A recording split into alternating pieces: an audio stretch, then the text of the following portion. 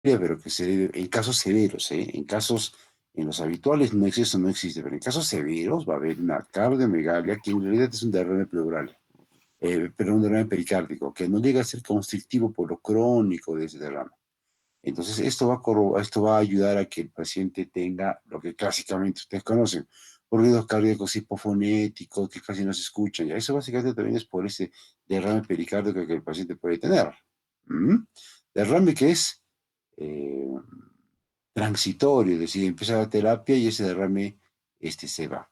Ahora, cuando hablamos sobre la causa más común del hipotiroidismo, es muy frecuente que hablemos, ustedes seguramente pueden hablar mucho sobre, debido a que es deficiencia de yodo. Les voy a explicar en estas láminas que vienen por qué la deficiencia de yodo ya no es, no solo no es la causa más frecuente de hipotiroidismo, sino es una causa poco frecuente. Entonces ustedes como futuros médicos, como estudiantes de medicina, ya no pueden ir a andar diciendo la deficiencia de yodo es la causa de hipotiroidismo. No, no es así. No es así. En esta foto, por ejemplo, les muestro las zonas altas del planeta, las zonas montañosas del planeta. Y esas zonas montañosas son justamente las zonas que tienen carencia de yodo. Normalmente el yodo se encuentra en la tierra.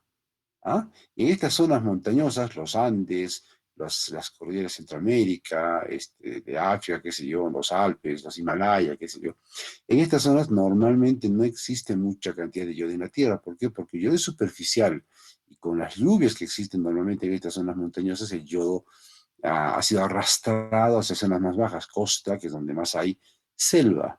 Entonces, no existen zonas donde no haya zona montañosa donde hay una buena cantidad de yodo. No hay. ¿Por qué? Porque está con tantos años de lluvia, esto ha sido arrastrado. Entonces, esto ha llevado a que la deficiencia de yodo sea una causa importante de hipotiroidismo justamente en esas zonas montañosas.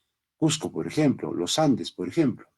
Y por esa razón, al haber un hipotiroidismo que era prácticamente endémico en estas zonas montañosas, los serranos éramos más pequeños que los costeños, que los selváticos. Esto siempre, así hasta hace poco, siempre ha sido así. Uno revisa las crónicas incluso de la guerra con Chile, crónicas chilenas, describen al poblador del Ande como un poblador mucho más torpe, mucho más tonto, respecto al costeño. Sin embargo, con esa población torpe y tonta que ellos describían, los chilenos nunca pudieron entrar a la Sierra del Perú, nunca entraron a Cusco. ¿Mm? Paradojas, los serranos somos mejores peleadores que los costeños, caramba. Bueno, el asunto es así. No, o mejor dicho, la altura o las zonas montañosas eran zonas prevalentes de deficiencia de yodo. Esto generaba lo siguiente. Al haber una buena glándula tiroidea, hay una producción de T3 y T4 mínima porque no hay yodo, no hay yodo. La glándula sigue produciendo, pero poca cantidad, porque no hay yodo. Necesita yodo para generar T3, T4.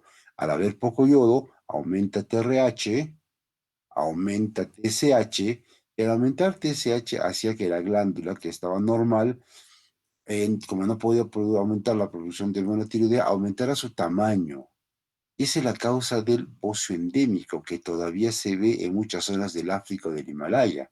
El bocio endémico que era muy común en la sierra peruana hace 50, 60, 100 años. Muy, muy, muy común.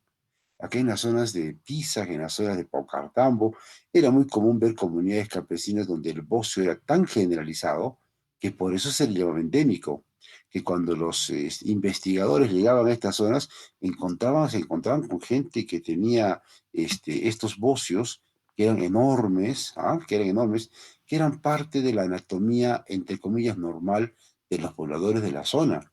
Y cuando te veían sin ese bocio, el enfermo eras tú. ¿Mm?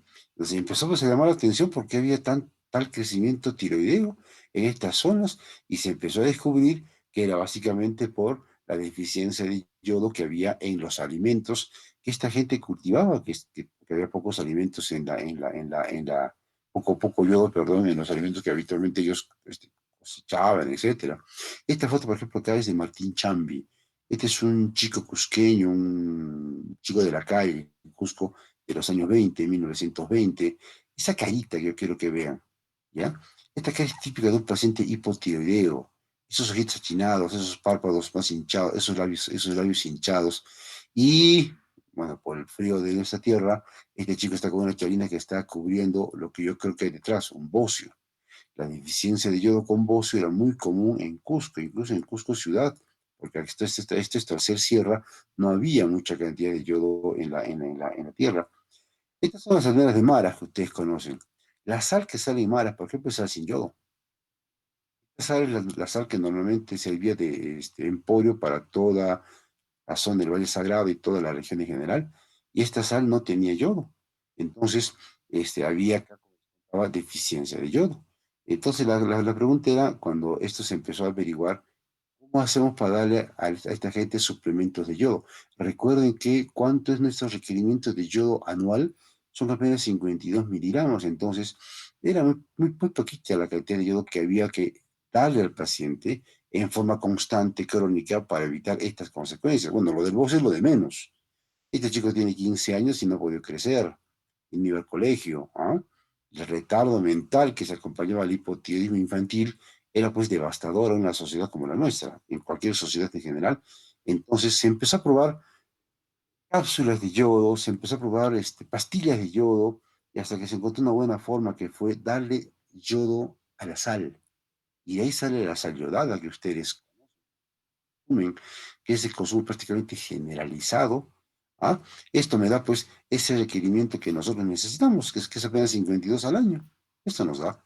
Y no sé si ustedes se dan cuenta, cuando abren la bolsa de sal, hay un olorcito que sale de la sal. Ese no es la sal, por si acaso. El olor que sale de las bolsas es el yodo, porque el yodo es más o menos volátil. Es el yodo. La sal sin yodo es una sal con un sabor mucho más puro. Y ahora que está de moda la gastronomía peruana, muchos restaurantes están ofreciendo sus platos con sal sin yodo. Estamos empezando a regresar a lo anterior. Sal, sí, porque el yodo le cambia un poquitín el sabor a la comida, es verdad, le cambia un poco, aunque no le cambie demasiado. Con este método hemos logrado tener una cantidad de yodo en nuestra alimentación que es suficiente para nuestros requerimientos, a pesar que la alimentación propia de la sierra no tiene la suficiente cantidad de yodo. Por lo tanto, la deficiencia de yodo en el Perú se ha convertido en historia. Ya no hay ciudadanos peruanos en ninguna parte de nuestro territorio que tenga deficiencia de yodo. Habrán pues ciertas zonas, ciertos bolsones y comunidades que no tienen mucho contacto con la, entre comillas, civilización, que todavía consumen sal sin yodo y que seguramente tienen el problema, pero por ejemplo, acá en nuestra sierra, y casi toda comunidad campesina, el consumo de sal yodada es prácticamente universal. Hasta es el consumo pecuario, es decir, las gallinas, los chanchos que comemos, se alimentan con sal ayudada. ¿Mm?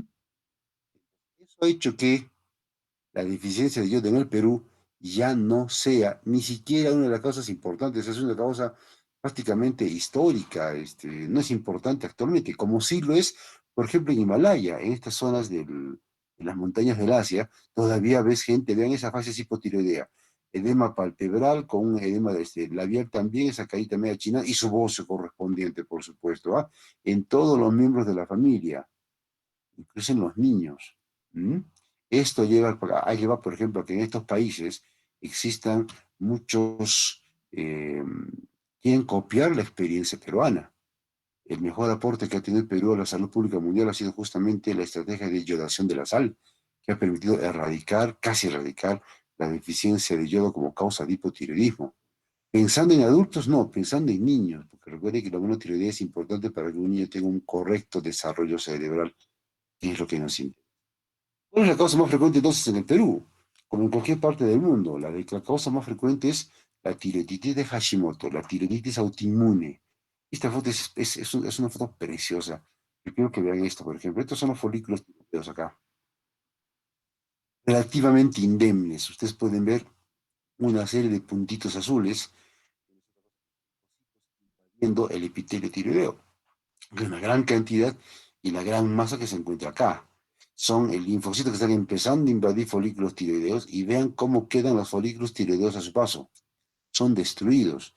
Entonces, la tiroiditis de Hashimoto, o sea, tiroiditis autoinmune, es en el Perú, en el Cusco, en Huancha, en Paucartambo, en Huancaraña, en cualquier lugar de nuestra tierra y del país, la principal causa de hipotiroidismo permanente. Es la principal causa de lejos, ¿ya? Y como es autoinmune, vean que existe tanto respuesta humoral como celular en la tiroides de Hashimoto. Como es autoinmune, esto explica por qué el hipotiroidismo es más frecuente en chicas. La proporción es 3:4:1. En varones también hay, pero en chicas es muchísimo más frecuente. Como cualquier enfermedad autoinmune, el Hashimoto y su primo hermano, la enfermedad de Graves-Basedow, son más frecuentes en chicas. Son más frecuentes en general, casi todas las enfermedades tiroideas son más frecuentes en chicas, incluso el cáncer tiroideo.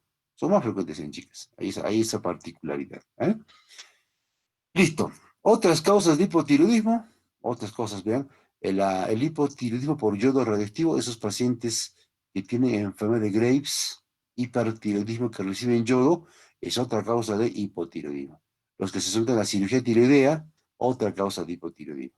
Cuando existe dishormonogénesis, es decir, un déficit congénito de peroxidasa tiroidea, por ejemplo. Si no hay la enzima peroxidasa, la glándula tiroidea no va a poder producir hormona tiroidea porque va a faltar la oxidación del yodo. Vas a tener yodo, pero no vas a tener la capacidad de poder sintetizar hormona tiroidea.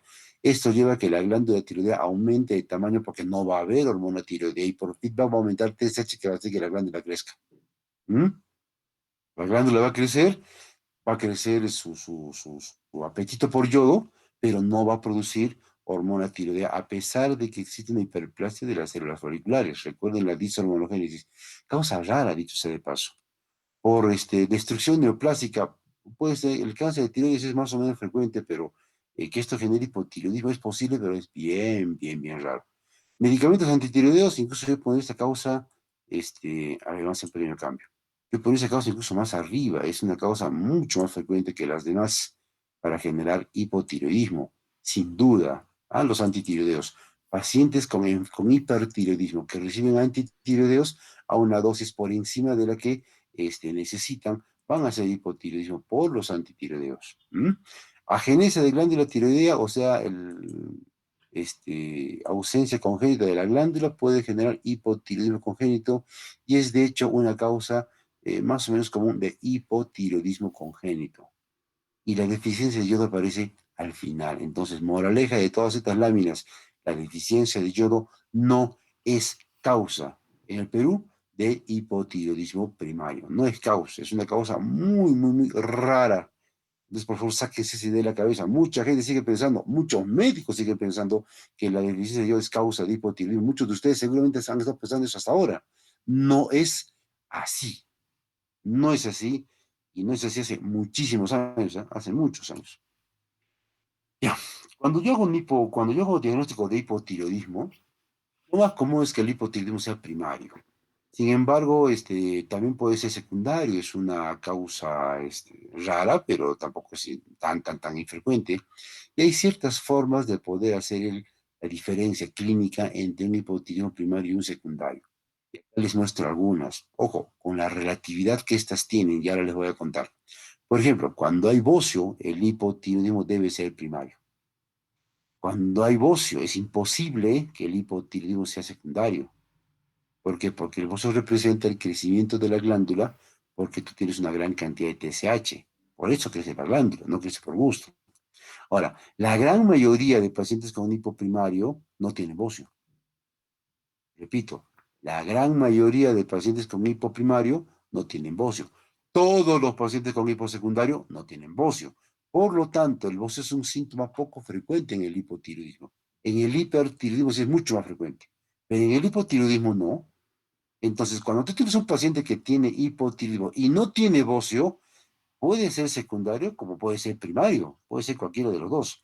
Pero si hay bocio, ese es primario. Ese es primario y no existen dudas al respecto. Número dos, cuando tú tienes hipotiroidismo primario, no tienes hormona tiroidea, pero tienes aumento de TRH y TSH.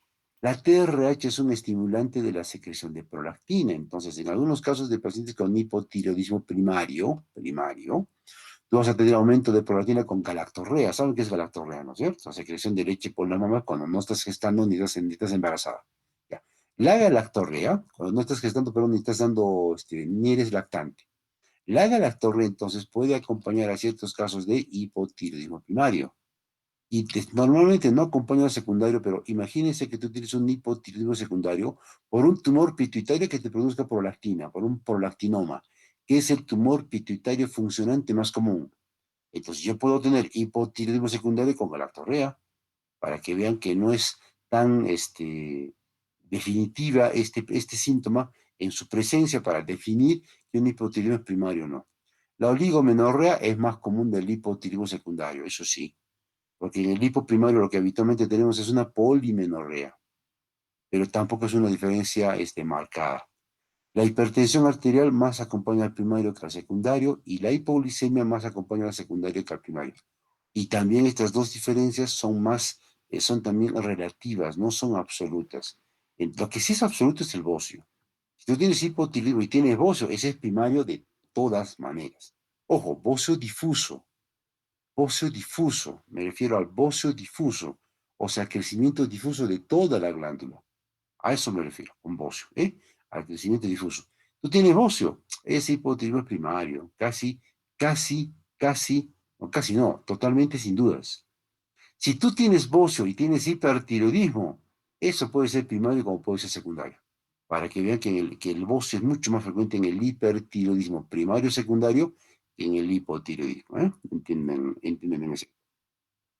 Ve un paciente con hipotiroidismo. Ojo, las fotos que les voy a mostrar son fotos de pacientes con cuadros severos, con cuadros más o menos intensos. Vean esta paciente. Lo que quiero que vean, por ejemplo, es esa palidez, la textura de la piel, que es una piel bastante áspera, una seca, un poco de palidez, como ven acá por la vasoconstricción que típicamente. Vean las cejas que son escasas, vean esas cejas que en el tercio externo se encuentran despobladas casi. Ese signo se llama madarosis, típico del hipotiroideo crónico, primario, secundario, pero crónico. Vean esta paciente. Se acompaña de caída de cabello, el hipotiroidismo. Claro que sí. Vean, es una alopecia difusa, difusa. En la foto de frente no se ve, pero en la foto de perfil es evidente. Y la señora, ¿por qué cree que ha consultado? Consultó porque se le caía el cabello. Fue el dermatólogo y el dermatólogo, oye, esto parece hipotiroidismo y nos lo mandó a nosotros. Así fue el diagnóstico de esta paciente.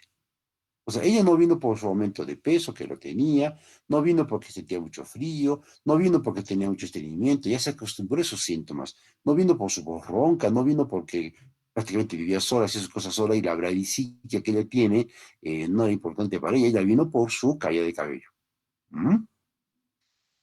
Vean esta chica, vean a la chica de la izquierda. Esta es una pacientita nuestra, vean también cómo se cuenta su cabello. Una de ellas es especialmente interesante. Una niña llega a la consulta, llega con signos evidentes de hipotiroidismo. Evidentes. Otra vez, la madrosis, vean cómo está ese externo, la carita hinchada, para esos que siguen pensando que el hipotiroidismo causa obesidad. No, lo que hace el hipotiroidismo es que te hinchas, como un globito te hinchas, como si tuvieras anasarca, algo así, pero no tan severa como una anasarca, por supuesto. ¿Ya? Tú lo ves, y la chica no tenía bocio. Hipotiroidismo primario o secundario. Debe ser primario, que es lo más común. Debe ser primero, que es lo más común, aunque no tenga bocio. Aunque no tenga bocio. ¿Ya? Le damos la medicación a esta chiquita, su hormona tiroidea, que es lo que le estaba faltando, y la niña, 3 días después, no sé, llega a la emergencia porque llegó con una hemorragia vaginal severa. Y no paraba de sangrar, y no paraba de sangrar, le tuvieron que transfundir sangre, ginecología nos manda la interconsulta y nos enteramos que la chica había ingresado al hospital por emergencia, le revisamos, mientras los ginecólogos estaban haciendo su junta médica encontrando la causa de tremendo sangrado vaginal que persistía. Ah, la causa era evidente. ¿Cuál es la causa? Hipotiroidismo.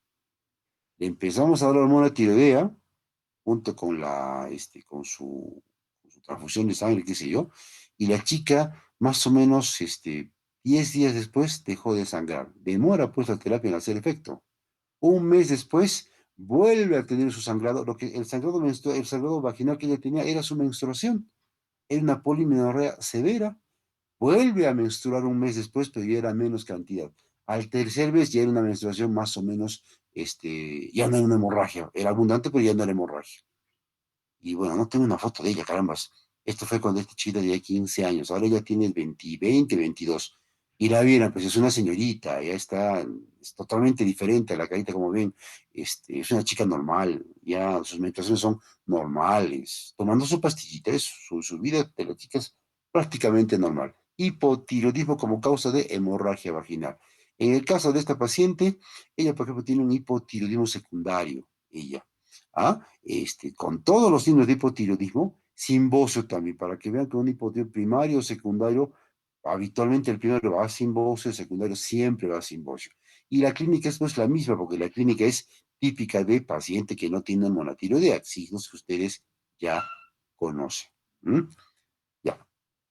Por ejemplo, este, dejemos este casito, 13 años, que la chica que les contaba, cansada, con una TSH, lo normal de 0.27 a 4.2, y en el analítica ella me trae un TSH que pasaba de 100, el laboratorio solo te lo daba hasta 100, ¿cuánto tendría ella? 200, 300, y la cantidad de T4 era ínfima.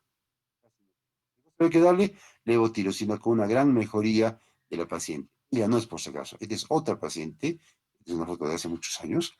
Esta niña, por ejemplo, tengo que mostrar la carita, hipotiroidea. ¿Por qué la trae la mamá? Porque la notaba un poquito más apagada, no le importaba mucho la talla ni el rendimiento escolar. Yo quiero que vean en ella el edema de párpados que tenía. Y mira cómo también está empezando a quitársele el tercio externo de las cejas, una lengüita un poco grande. Esta niña tenía un hipotiroidismo severo y tiene menos de 5 años. Cuando tienes hipotiroidismo, eso lo van a ver cuando hagamos hipocongénito, y tienes menos de 5 años, las complicaciones cerebrales, mentales, en tu desarrollo cerebral pueden ser funestos. Yo puedo ser chiquito, pero si tengo cerebro, caramba, el mundo es mío. Pero yo puedo ser muy alto y a pesar de ser alto, ¿quién llama a estas horas, por amor a Dios? Pero aunque yo sea alto y no tengo un correcto, no soy inteligente, la inteligencia no es lo mío, sabes que el mundo va a ser muy hostil contigo. Esta niña a mí me preocupa mucho porque cuando la vimos, le detectamos el hipotiroidismo, le empezamos terapia y nunca más la volvimos a ver. Vean la piel, no tiene esa resequedad típica del hipotiroideo. Los signos de hipotiroidismo en el niño son mucho más leves, son mucho más suaves. Por eso hay que hace falta mucha sospecha diagnóstica como para poder establecer esa posibilidad. Estos niños habitualmente tienen deficientes de desarrollo cerebral, mental, una inteligencia que puede ser subnormal, pero van a tener también talla corta. Y habitualmente los papás consultan por la talla corta. Y cuando tú les preguntas, ¿y cómo le va en el colegio? Le va bien, doctor. Chicha, le va bien. ¿Cómo le da el resto? ¿Cómo le da el resto? Cosas que a veces pasan en la educación pública en nuestro país. Listo. Hasta acá, muchachos. ¿Alguna pregunta, alguna duda, alguna sugerencia? ¿Algo que no hayan entendido? Los escucho. Doctor, disculpe, no está grabando la clase. No, te he dicho que me pregunten algo importante. ¿Algo importante, chicos? ¿Alguna pregunta? Me está grabando la clase. Y si ustedes acaso ven la grabación, así que lo vamos a grabar. Por si acaso, nunca yo les he dicho, pues sí les he dicho, grabar. Creen que de la clase salen las preguntas. Bueno, engáñense. A mí me da pena las notas que ustedes han sacado en ese examen tan sencillo que han tenido la semana pasada. ¿Qué nota habrán sacado ayer en dermatología? ¿Qué nota sacarán ahora en reumatología? Vaya uno a saber, hay que persinarse, creo, antes. ¿Alguna pregunta, chicos, importante, algo que no haya quedado claro? Ustedes no preguntan, es verdad, me había olvidado de eso. ¿Cuál es la terapia cuando yo tengo hipotiroidismo de cualquier origen, primario o secundario? La terapia es una sola, hormona tiroidea. No hay más, es todo. Si es un hipotiroidismo secundario, la terapia no es TSH, la terapia siempre es hormona tiroidea. Y simple, papaya, ya no es tan papaya. El hipotiroidismo debe ser la enfermedad endocrina como la terapia más sencilla, pero tiene ciertos detalles que es bueno saber que ustedes deben saber. Primer detalle, no existe dosis por kilo de peso. Eso debe ser lo más maravilloso. Igual que en diabetes, no hay dosis por kilo de peso. Qué lindo que es eso. Hay ciertas recomendaciones para empezar terapia en niños, recomendaciones, pero al final la dosis es titulable, o sea, hay que titular la dosis. ¿De acuerdo a qué? De acuerdo a TSH. Lo que busca la terapia es que el paciente tenga TSH normal y la normalización de la TSH, ojo, en cuadros primarios, es un proceso un poquito prolongado. No vas a esperar que tú das al paciente hormona tiroidea hoy día y de aquí a una semana ya está con TSH normal. No, no, la TSH se normaliza algunos meses después. Como lentamente has entrado a la enfermedad, lentamente vas a salir de ella. Y el objetivo siempre será TSH normal. ¿Cuánto es el valor normal? De 0,27 a 4,2, como ven acá. Microunidades por mililitro. Eso falta colocar aquí. Microunidades por mililitro. Microunidades por mililitro. Esa es la concentración de hormona tiroidea, de TSH, perdón, que en realidad no es una hormona tiroidea, es una hormona hipofisaria. Ya. Como la gran mayoría de casos, 99%, 98% son casos primarios, entonces cuando yo doy terapia, busco TSH normal. Para eso, para lograr TSH normal, es que titulo la dosis. Le doy la dosis por kilo de peso y después de 2 meses tengo una TSH que sigue en 10 o sigue en 12, tengo que aumentar la dosis. Si tengo una TSH que está por debajo de 0,2, en 0,1, 0,05, tengo que bajar la dosis. Hay que titular la TSH. Y de acuerdo aquí con la dosis con la que tú logras TSH normal, esa es la dosis que el paciente va a necesitar. Esa dosis habitualmente es 100 microgramos. Esa es la dosis habitual. El objetivo es TSH normal. ¿Cuándo logra la TSH normal? Un mes después, no, eso tiene un tiempo, hay que ir despacio. A mí me molesta esos médicos, caramba, algunos no son endocrinólogos, no son endocrinólogos, que creen que con la hormona tiroidea ya quiero lograr TSH normal al siguiente mes, y lo que vas a lograr es que una TSH normal sea normal al siguiente mes, pero 2 meses después vas a tener una TSH muy baja. Una TSH muy baja, hay que ir despacio, despacio. ¿Por qué?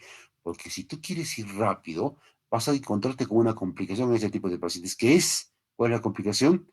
La complicación es que el paciente te va a hacer no solo tirotoxicosis, eso es lo de menos. Sobre todo un paciente adulto mayor, y es habitual el hipotiroidismo primario en pacientes adultos mayores, puedes tener problemas cardiovasculares, puedes tener infarto de miocardio, un desorden cerebrovascular, puede haber dislipidemia que acompaña al hipotiroidismo, y esta dislipidemia es un factor de riesgo para que hagas un infarto de miocardio o un desorden cerebrovascular.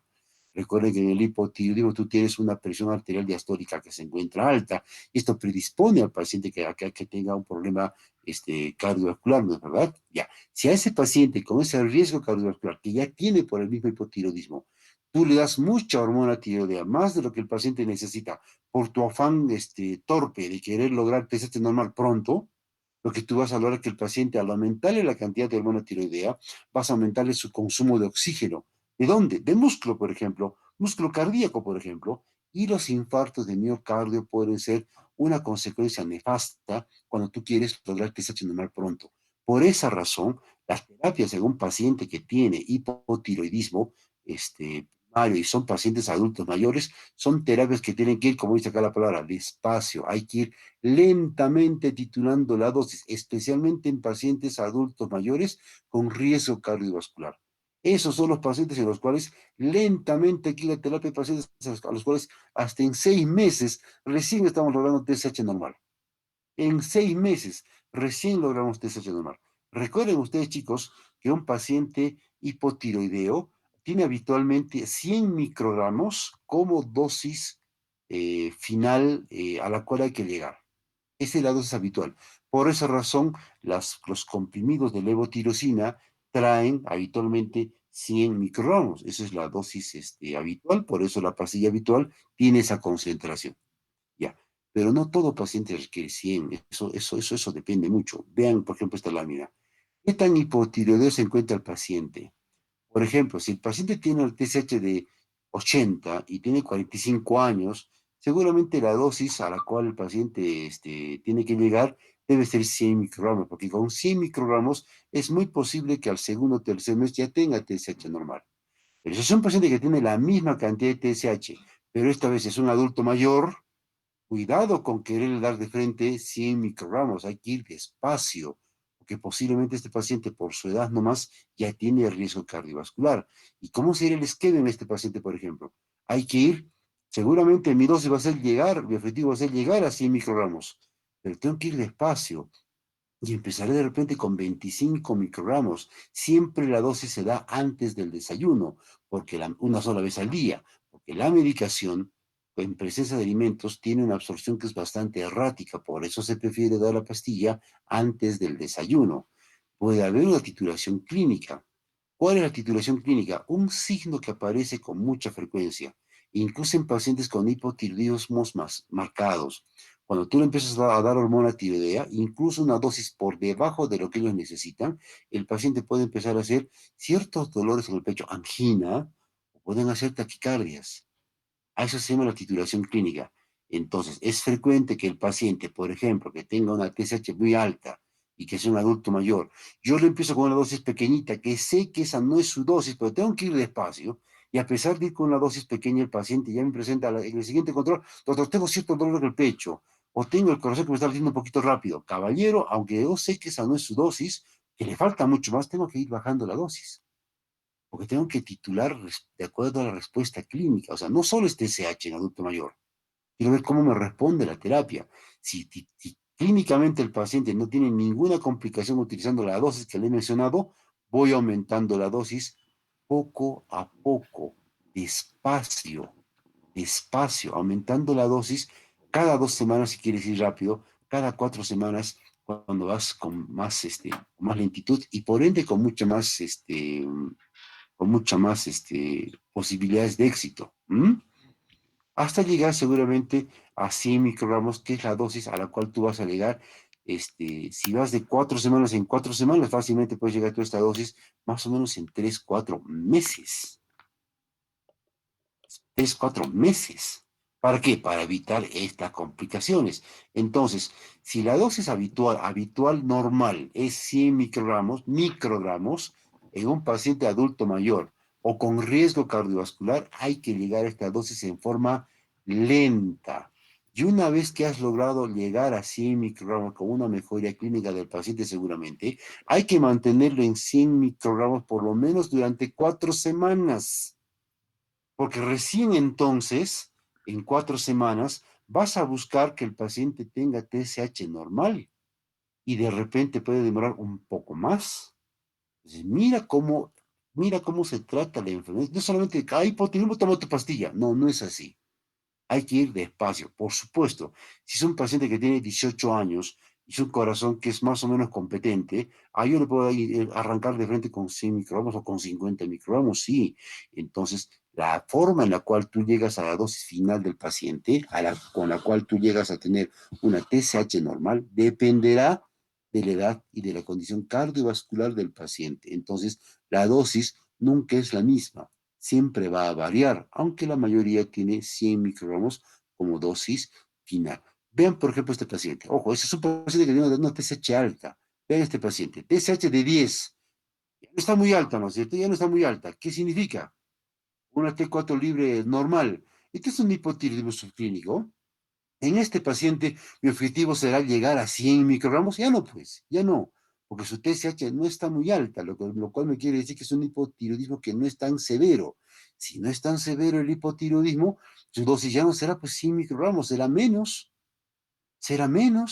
Hay que darle poquita cantidad. ¿Para qué? Porque con esta pequeña cantidad, tú seguramente vas a lograr un mes o 2 meses después que la TSH se normalice. Entonces, la dosis objetivo con la cual tú quieres lograr tu TSH objetivo, que es TSH normal, va a variar de acuerdo a la intensidad con la cual el paciente tiene, a la intensidad del hipotiroidismo que el paciente tiene. Ahora, cuando es un paciente, por ejemplo, que tiene un hipotiroidismo que puede ser incluso subclínico severo, sobre todo en los casos severos, cuando ya hay mucha somnolencia del paciente, es posible que el paciente te haga neumonías aspirativas. Por esta razón, cuando un paciente tiene un cuadro de este tipo, la dosis, de repente vas a necesitar ir un poquito más, pero vas a necesitar soporte ventilatorio. Otro caso. Un paciente, por ejemplo, que tiene, este es un error muy común que yo encuentro en mis amigos de la UCI.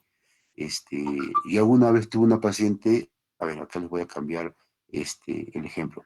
Tuve una paciente que tenía un hipotiroidismo que era más o menos severo, 50 de TSH, y que llega a la UCI porque tenía antes de la COVID, una neumonía aspirativa. Si ella tiene 50 TSH y la edad que tenía 80 años la señora, le empezamos a dar levotirosina a la dosis pequeña, 25. Entra a la UCI y mis amigos de la UCI, no, si tiene hipotiroidismo hay que darle 100. Y le empiezan a dar 100 microgramos. Yo le contaba al hijo, ¿sabes qué? Dile a mis colegas que por favor bajen la dosis. Cuidado que se infarte, cuidado que se infarte. Viene a los 3 días, doctor, mi mamá se ha infartado. Claro, pues, ¿para qué dan tanta dosis? Si es una señora que está en hipotiroidismo, encima está en estrés por la neumonía, hay que ir despacio. Ese gusto de querer hacer las cosas rápido, chicos, si quieren ir rápido, se van a desbarrancar. Si quieren ir lejos, hay que ir despacio. Hay que ir despacio en un paciente de este tipo, por ejemplo. Ejemplos de cómo la terapia con hormona tiroidea puede tener sus consecuencias cuando el paciente, cuando el médico tiene a la prisa como su principal este, vean, por ejemplo, este otro ejemplo. Levotirosina 100 en un paciente que tiene una TSH que se encuentra más o menos en 60. El paciente llega al día 28 con una TSH normal. Esto es lo que habitualmente nosotros queremos y necesitamos. Si un paciente, por ejemplo, al día 28 o mucho tiempo después, 60 días, por ejemplo, llega a una TSH que no es la TSH objetivo, ¿cuánto es la TSH objetivo? Por debajo de 4.2. Y tiene 5, seguramente habrá que aumentar la dosis. Levotiroxina debe ser la pastilla, algunos otros ejemplos más. Levotirosina debe ser la pastilla que tiene más presentaciones. Me explico. La glibenclamida viene de 5 y no viene de nada más. La metformina viene de 850, 500 y 1000 o 750, nada más. Levotirosina viene de 25, viene de 12.5, 37.5, 44, 50, 88, 75, 100, 125, 150, 175, 200, 250. Debe ser la pastilla con la mayor cantidad de presentaciones. ¿Por qué? Porque mucha gente responde a diferentes dosis. No es la misma dosis la que el paciente va a necesitar. Entonces, recuerde, dosis habitual, 100 microgramos, pero no si esa es la dosis habitual, pero no el 100% de pacientes tiene esta dosis. La dosis entonces es titulable. En niños sí puede haber dosis por kilo de peso para arrancar la terapia, para arrancar. Habitualmente un niño cuando tiene menos de un mes de nacido, habitualmente la dosis es 25 microgramos. Cuando es un paciente que tiene una dosis pero es un poquito más pequeño, puede necesitar hasta de repente una dosis mayor. Pero siempre la dosis será titulable para lograr TSH normal, siempre. Lograr la dosis final en forma paulatina reduce las complicaciones cardiovasculares por la terapia. Entiendan bien eso, por favor.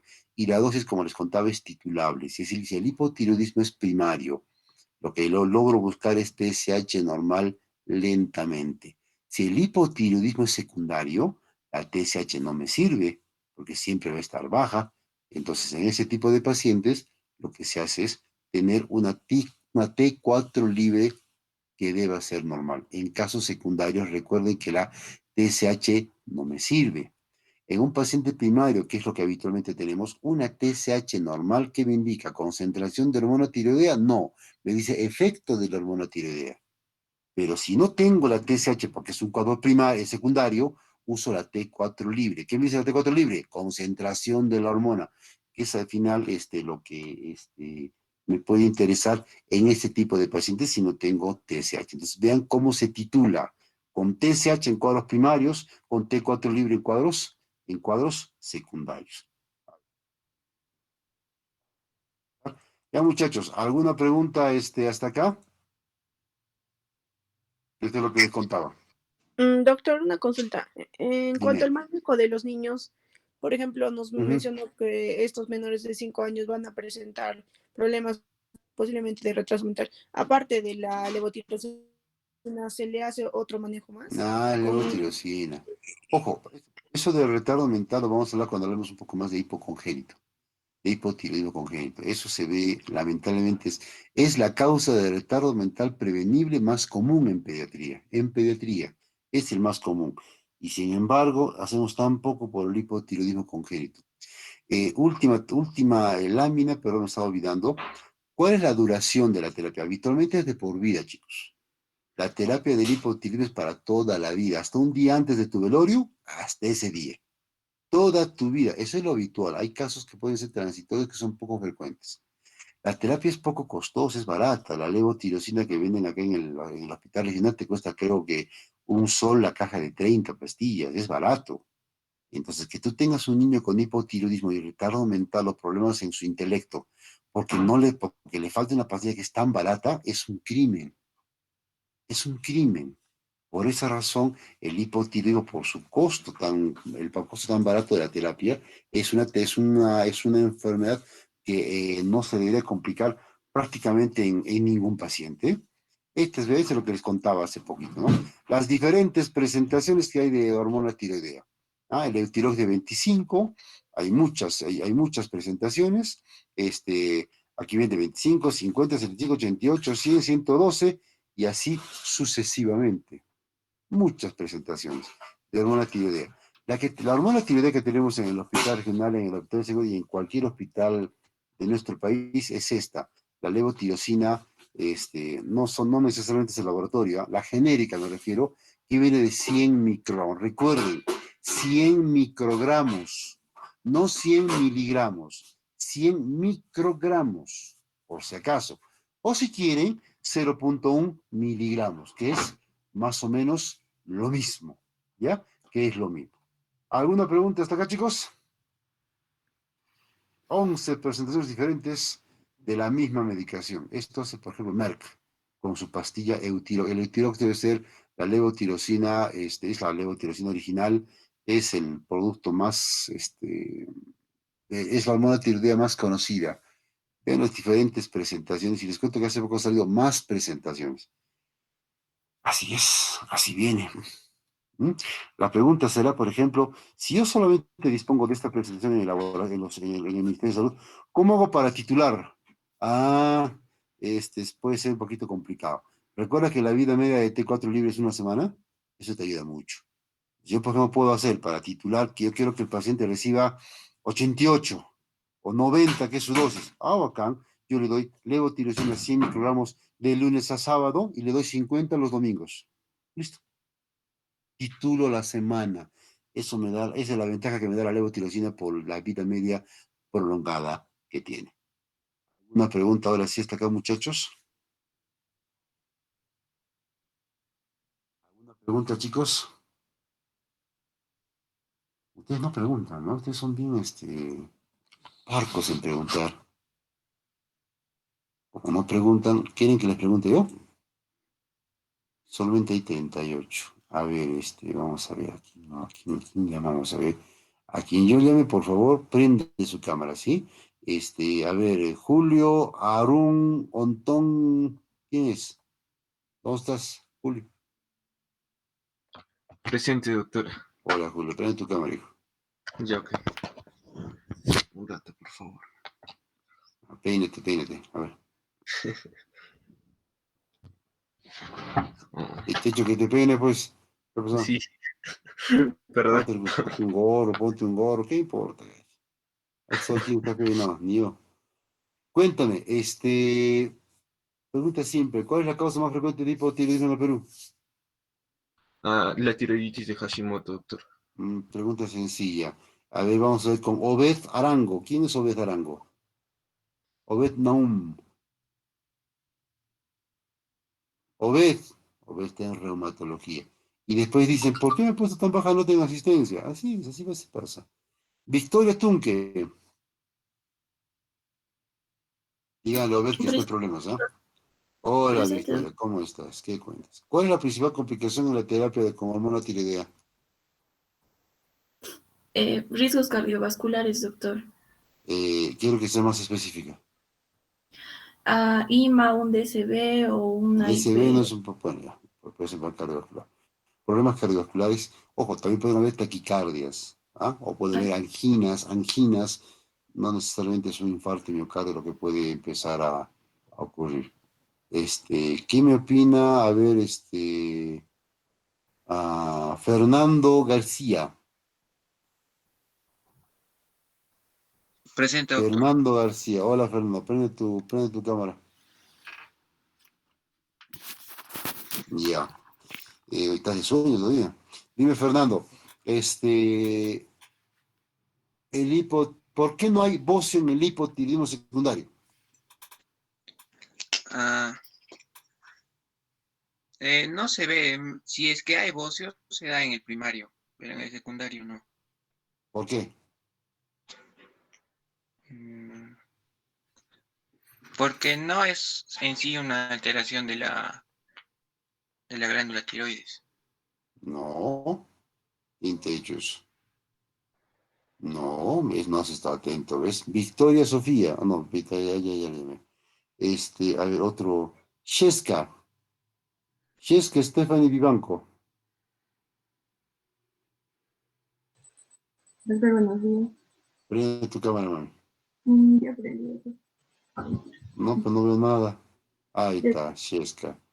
Misma pregunta, ¿por qué no hay voz en el hipo secundario? Ahí ya, en lo que es el goce secundario, no. No, voz secundario no. Prende tu cámara, mami, prende tu cámara. ¿Por qué no hay voz en el hipotiroidismo secundario?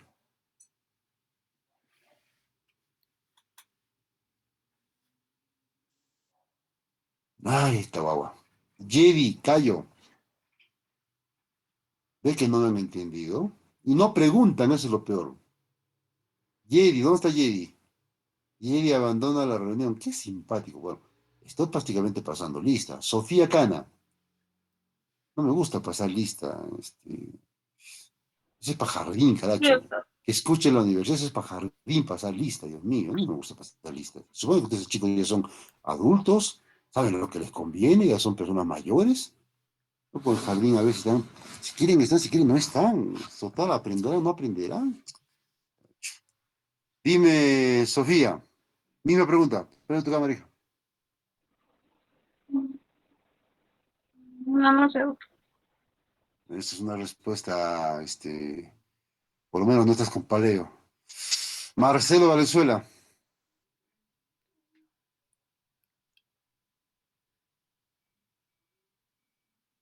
Marcelo no está. Vamos anotando. Sí estoy, doctor. Pero no contestaba, pues. Misma pregunta. Ay, Marcelo. Mm, Igual con sinceridad, doctor, no sabría responderle. ¿Qué son así, ah? ¿Por qué son así? A ver, acá les voy a contar. La explicación está acá. La explicación está acá. A ver, aquí está la explicación. ¿Recuerdan por qué un paciente con bocio por deficiencia de yodo te hace bocio?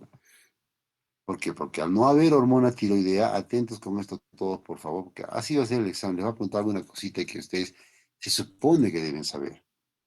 El estimulante fisiológico, el estimulante fisiológico de la glándula tiroidea es TSH.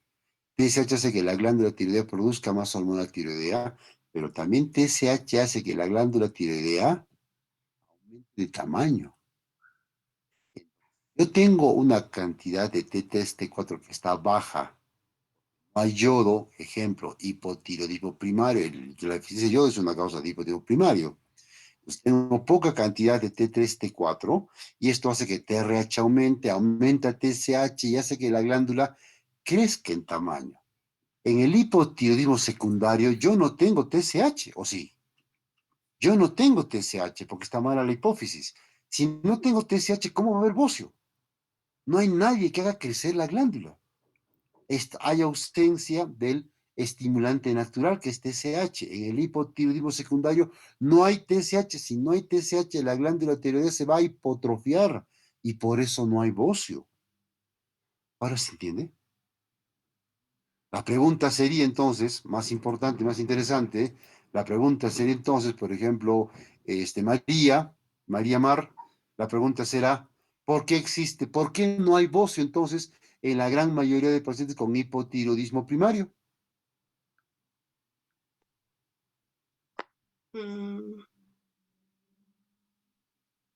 Está claro por qué no llega al secundario, ¿no es cierto? Es algo evidente, es algo obvio. Y en el primario, ¿por qué en la gran mayoría no hay bocio? porque la TSH va a estar Elevada. elevada. Debería haber, ¿no es cierto? Sí.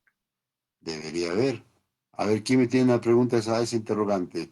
A ver, Pamela. Pamela Dalguerre. Doctor, Cuéntame, prende tu cámara, hija. ya doctor. Cuéntame, Mm, ¿por qué en el hipo primario no tengo bocio? ay,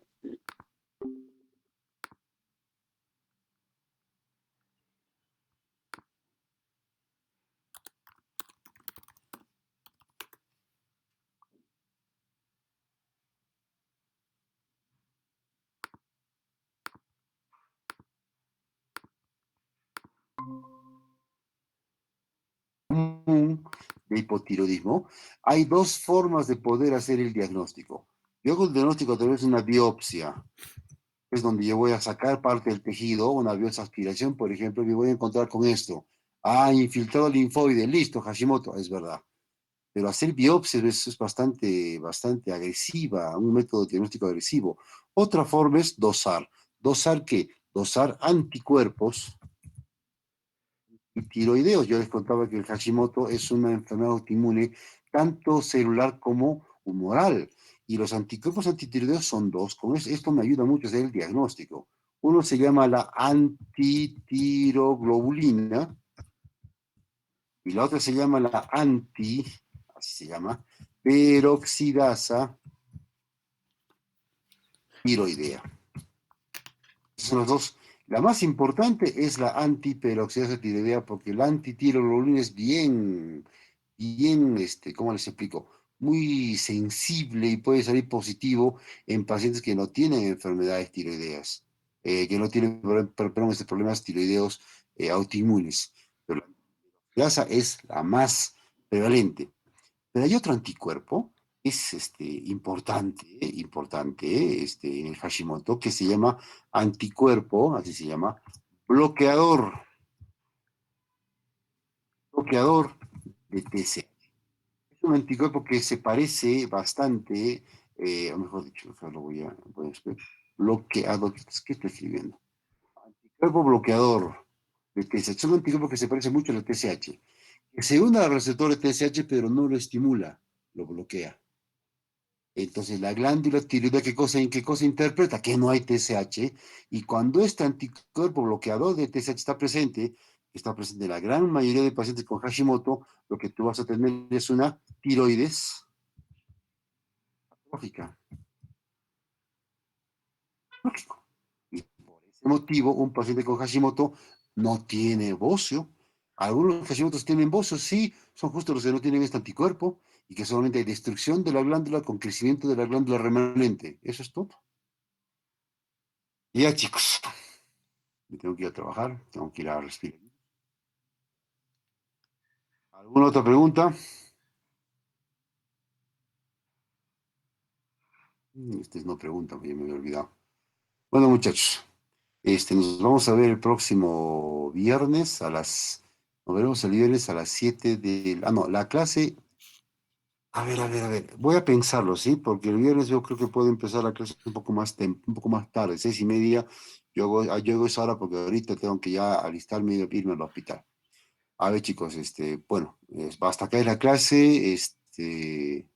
La siguiente clase es Formas especiales de hipotiroidismo. Vamos a hablar sobre hipotiroidismo congénito, coma mixedematosa, algunas cosas que creo que son importantes que ustedes deben saber. Cuiden a vuestros papás, a vuestros abuelitos. Y hagan barra, que tenemos que ganar el jueves. Al que me pregunte quién juega el jueves, mejor no me diga ya, porque ahí sí lo jalo, caracho. Ya, chicos, nos vemos hasta el día viernes. Debe ser seguramente mi día a las 7 u 8. Ya te voy a avisar, ¿ya? Está bien, doctor. Listo, chicos. Que les vaya bien. Estudien, por favor, que a eso se dedican. Ya, chicos. Gracias, doctor.